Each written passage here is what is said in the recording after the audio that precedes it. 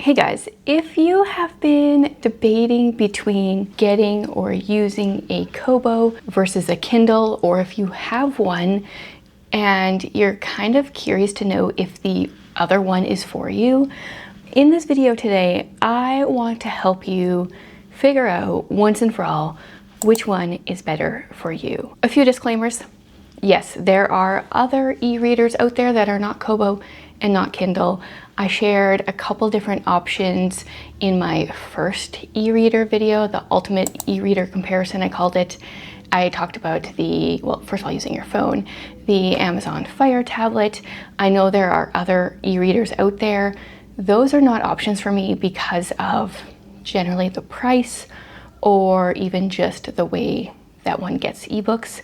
These to me were the top contenders, and it took me a while to figure out which one's the one that I ultimately wanted to use. Yes, I have two, but there is one that I use more than others. If you've watched my previous videos, you'll know that I am biased, but in this video, I want to give you all the information so you can choose which one's the best for you. I am biased towards the Kobo for a few reasons, which I will talk about, but in this video, I'm not going to try to convince you to get a Kobo. Maybe the Kindle is better for you. There are people that I think it's better for, and I think in a different situation, this could be better for me. So I want to give you some information to hopefully help you make that decision for yourself and then feel confident about the decision that you're going to make. So let's start at the beginning. I think the best thing to start with is to think about, how do I plan on using this device? Now, where are you getting your books from? Think about that to begin with. Are you a heavy library user? Do you really like subscription services like Kindle Unlimited or Kobo Plus? Do you like to pay like a monthly fee and then get a bunch of books? Do you want to buy all your books? I think answering those three questions, kind of figuring out how do you want to acquire your books, is the best first step, because that might really help you. Now, are you a library reader?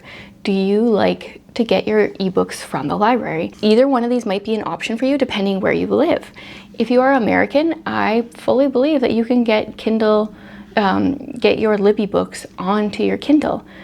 But I think that maybe the United States is the only place that you can do this. For me here in Canada, it's not possible.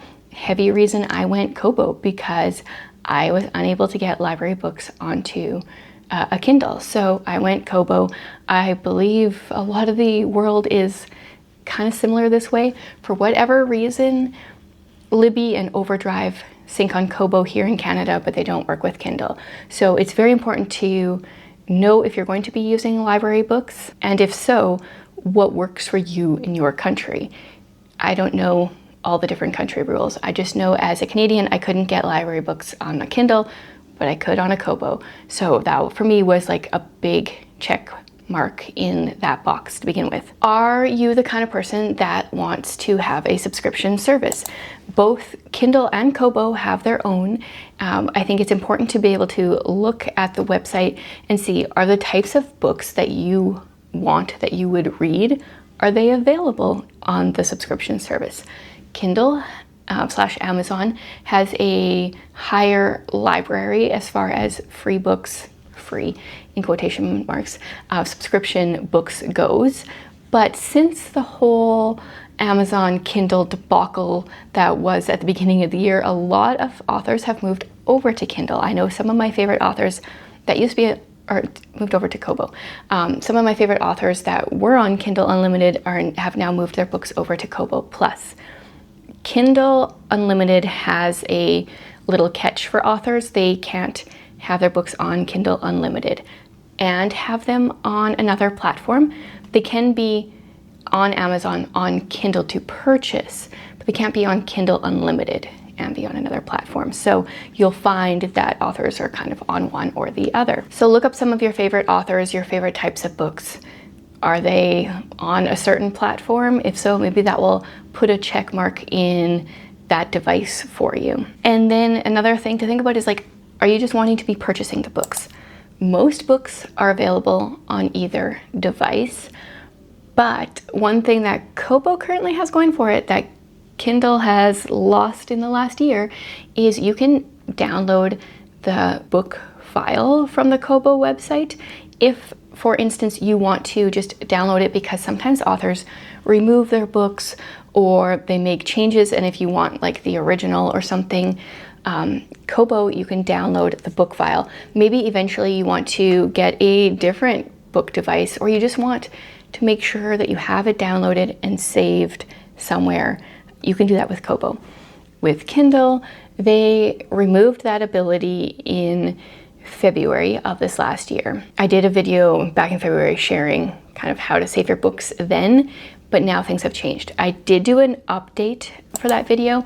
If you have a Kindle device already, you can download your books, but you need an actual Kindle device, not a Fire tablet or like an iPad or anything like that. It needs to be an actual Kindle device.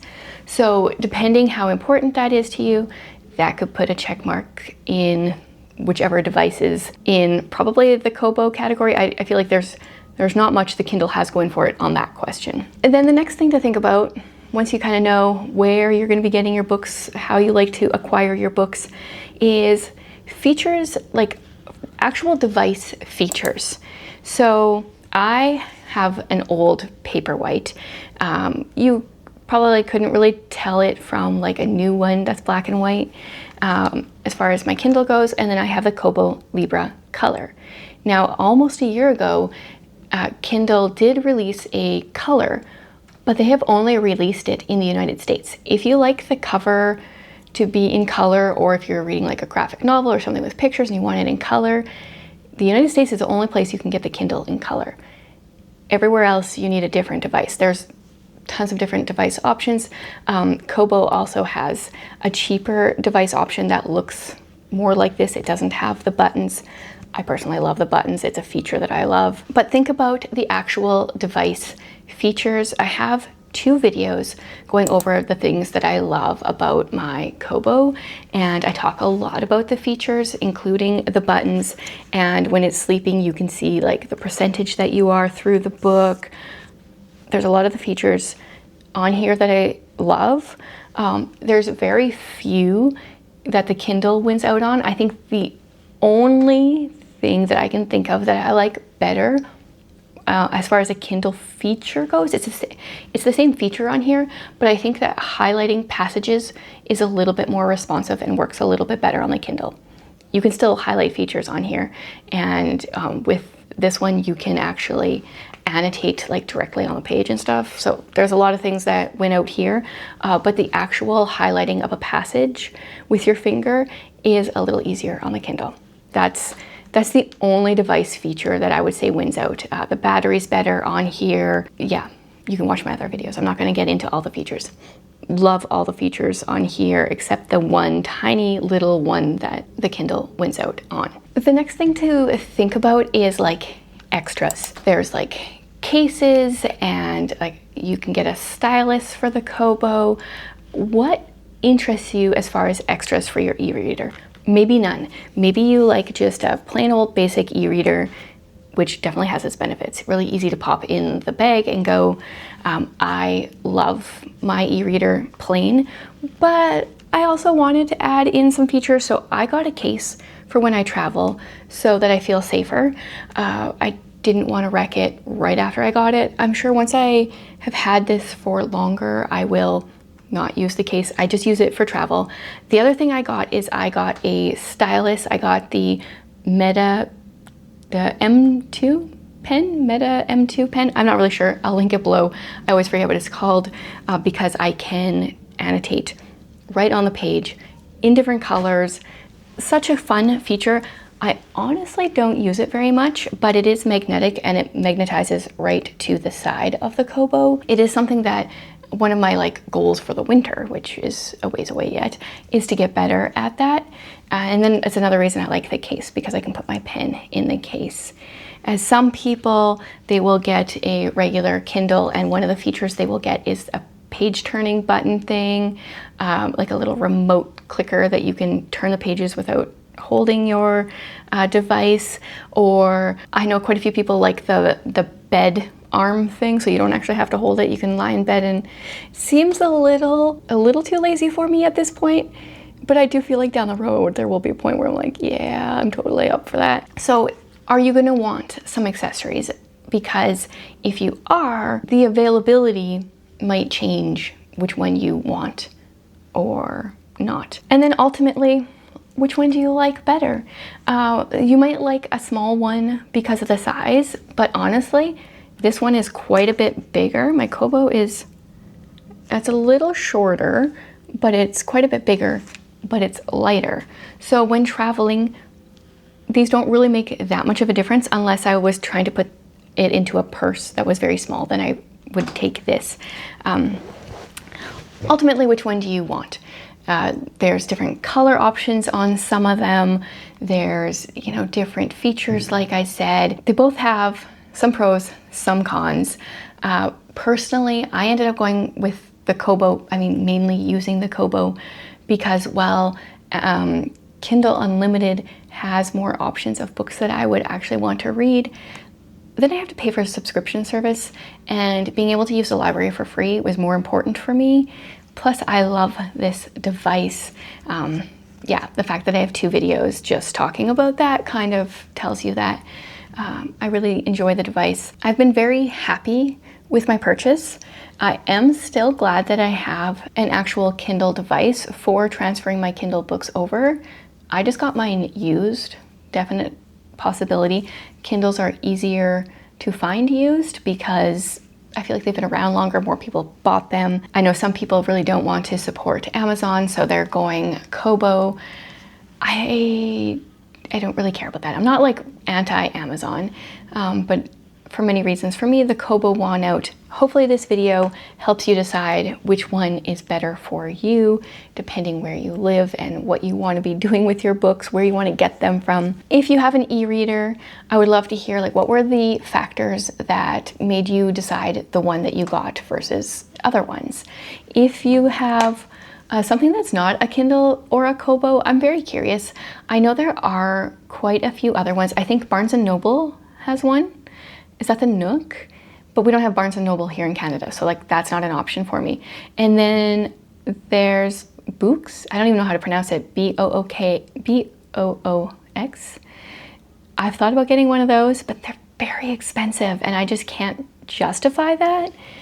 So personally for me, the Kobo, it is at the price point that it has saved me more money since I bought it than what I paid for it. So here in Canada, I think it was $250, but I bought it when it was on sale, so it was more like $225 Canadian, which ends up being around $200 American. And I have purchased very few books, physical books this year, even ebooks. Mostly been getting them from the library or free ones via author newsletters or advanced reader copies and stuff like that.